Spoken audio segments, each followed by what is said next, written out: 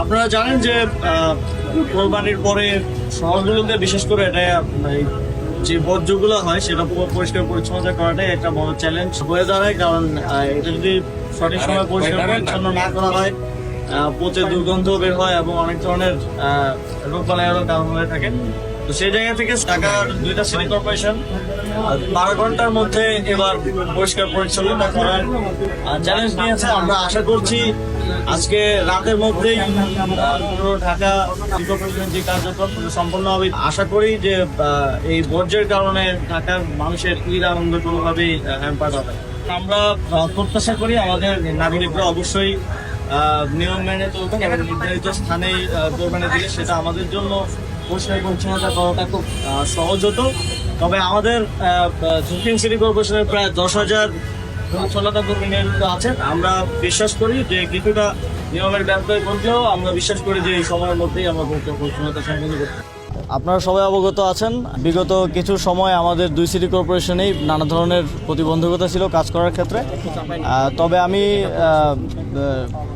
ধন্যবাদ দিতে চাই। অবশ্যই এটা একটু আগে দেওয়া হয়ে যাবে পরিচ্ছন্নতা হওয়ার আগে। তবে প্রস্তুতি দেখে মনে হচ্ছে যে আমরা যত সময় শেষ করতে পারবো।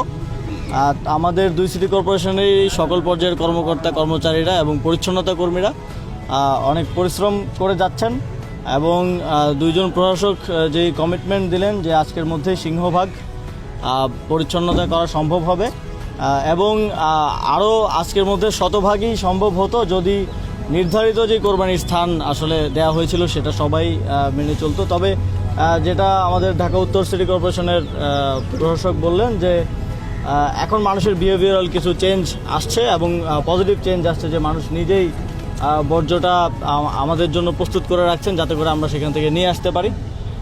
তবে আরও যদি আমরা নিয়ম মেনে চলি, যথাস্থানে কোরবানিটা দেই, তাহলে আমাদের সিটি কর্পোরেশন এবং পরিচ্ছন্নতা কর্মীদের জন্য বিষয়টা সহজ হয়ে যায়।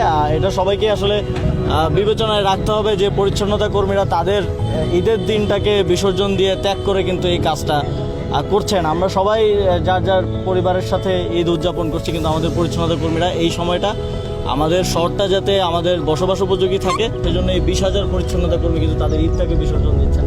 তো তাদেরকে আমরা সবাই সহযোগিতা করি। এখনও যেহেতু পরিচ্ছন্নতা কার্যক্রম চলছে, আপনারা যার যার ময়লাগুলো পরিষ্কার করার ক্ষেত্রে সিটি কর্পোরেশনের পরিচ্ছন্নতা কর্মীদেরকে দেওয়ার ক্ষেত্রে আপনারাও একটু সহযোগিতা করবেন। কোরবানির যেই ধর্মীয় জায়গা থেকে আমরা করে থাকি তার কিন্তু একটা অংশ কিন্তু পরিচ্ছন্নতাটা রক্ষা করাও। তো এটাকে কোরবানির একটা অংশ হিসেবে মনে করেই আমাদেরকে সহযোগিতা করতে হবে। এই সহযোগিতাটা আমরা নগরবাসীর পক্ষ থেকে প্রত্যাশা করি।